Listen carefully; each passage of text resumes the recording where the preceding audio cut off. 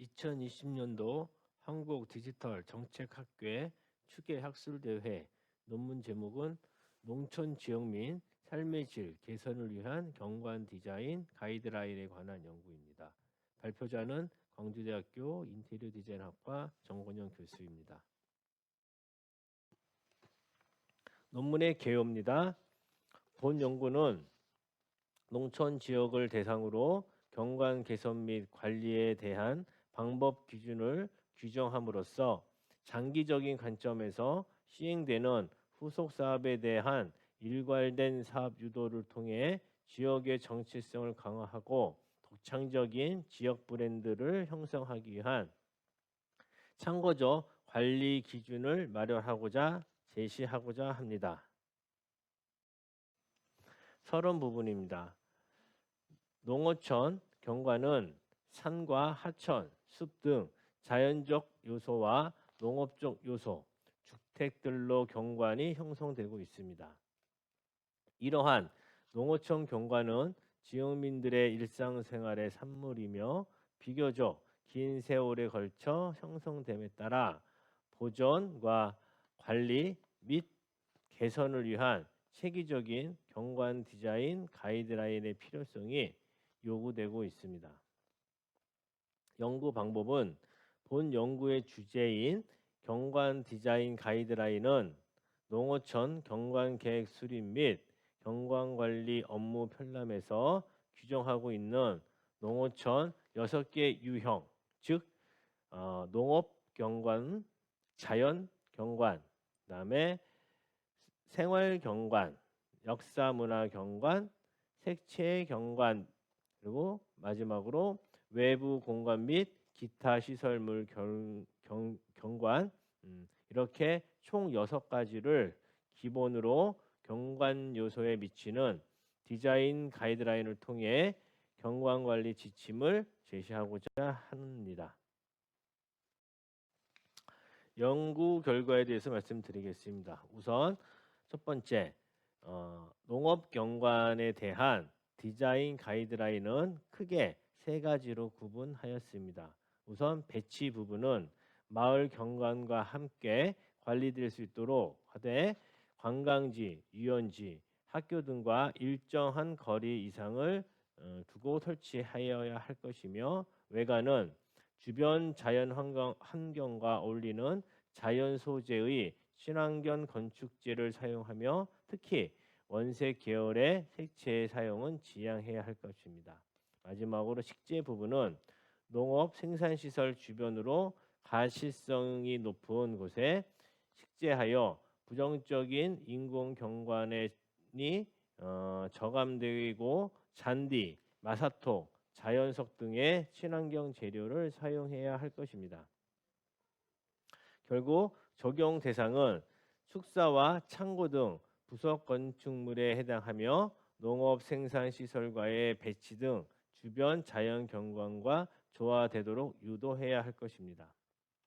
다음은 자연 경관 부분입니다. 자연 경관은 크게 3가지로 디자인 가이드라인을 제시하였습니다. 우선 형태 부분은 하천이 나타날 수 있도록 자연 그대로 경관을 보존하여 자연스러움을 유지하고 어류나 수생식물 등이 서식할 수 있는 환경을 조성해야 할 것이며 아울러서 침수성 식물과 부엽성 식물 등 습지 환경에 적합한 수종으로 식재해야 할 것이고 마지막으로 부대 시설은 접근성 확보를 위해 수변 공간에 산책로를 조성해서 휴게 시설을 도입할 수 있는 곳을 제공해야 할 것입니다. 이러한 것들은 적용 대상은 하천 및 저수지 주변으로 생태 보존 및 복원 등을 통해 자연의 건강 회복과 접근이 가능하도록 형성돼야 할 것입니다. 다음은 생활 경관 중에 공공 건축물 부분입니다. 총 디자인 가이드라인은 4가지로 구분하고 있으며 우선 배치는 주민들 상호 간의 이동 시간을 배려함으로써 접근성을 제고하고 이용률을 시키는 데 중점을 두어야 할 것이며 형태는 단층이나 복층의 형태로 조성을 권장하며 주변 건축물이나 스카이라인과 조화로운 형태로 유지해야 할 것입니다. 다음에 외부 공간은 콘크리트 포장은 좀 지양하고 잔디 블럭이나 피식재 등 자연 생태적인 공간으로 권장해야 할 것입니다. 부대 시설로서는 농한기 때에는 침목을 도모할 수 있는 내부 공간을 계획해야 할 것입니다. 결국 마을 중심부에 의하여 접근성을 확보하고 인지성을 강화하며 연계되는 공공시설물과의 시설을 유지 관리해야 할 것입니다. 다음은 생활경관 중 주거 건축물 부분입니다. 우선 네 가지로 디자인 가이드라인을 제시하고 있으며 배치와 형태, 외부 공간, 부대 시설 이렇게 구분하고 특히 부대 시설 중에 빈집은 주민 공동으로 이용할 수 있는 공원으로 조성을 유도하고 주차장은 외부에서 노출되지 않도록 차폐식재를 권장해야 할 것입니다. 결국에 지역의 고유한 경관을 창출하도록 주택의 담장과 지붕, 벽체, 그다음에 재질 등 주변 경관과 조화되도록 유도해야 할 것입니다. 다음은 생활 경관 중 상업 건축물입니다.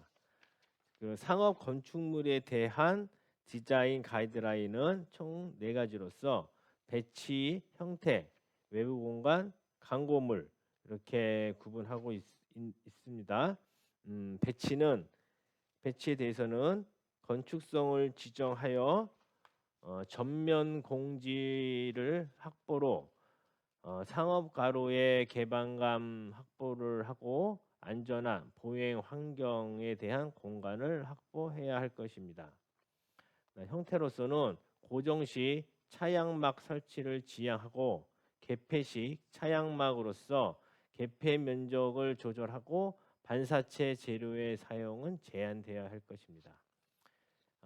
광고물로서는 자극적인 조명을 지향하고 편안하고 아름다운 조명 연출을 권장하고 있습니다.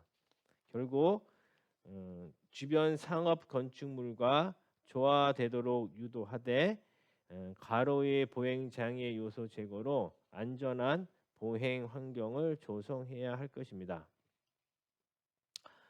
다음은 역사문화 경관입니다.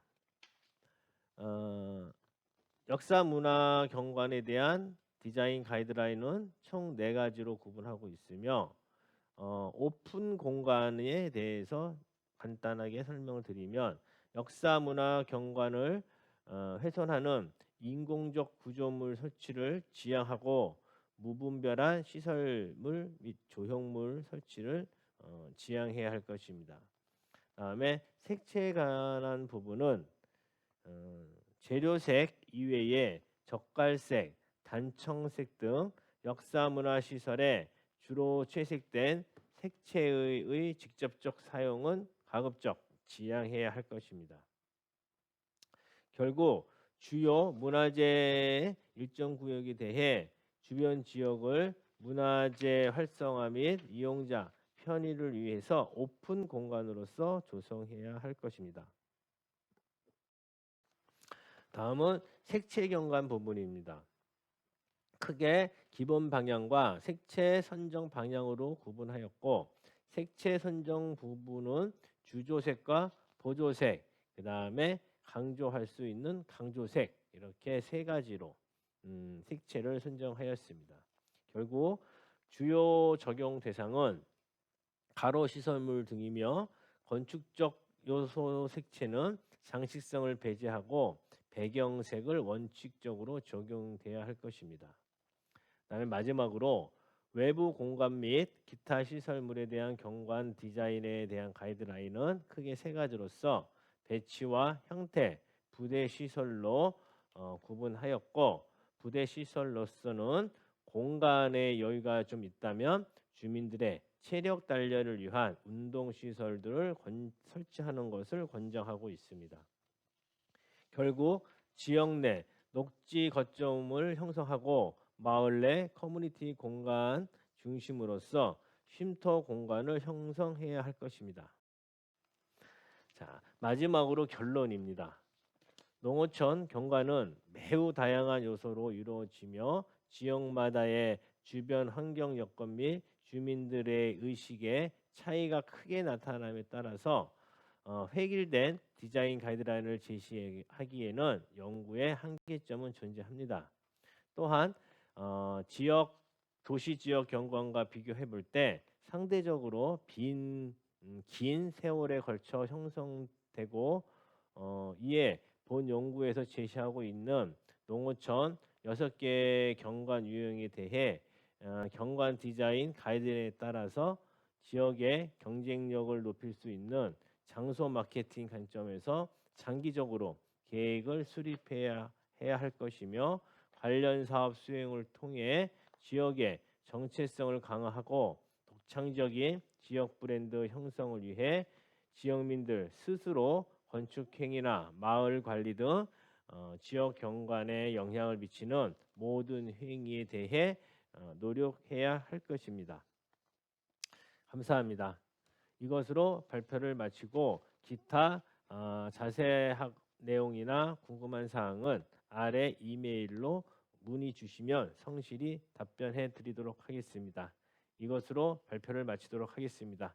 감사합니다.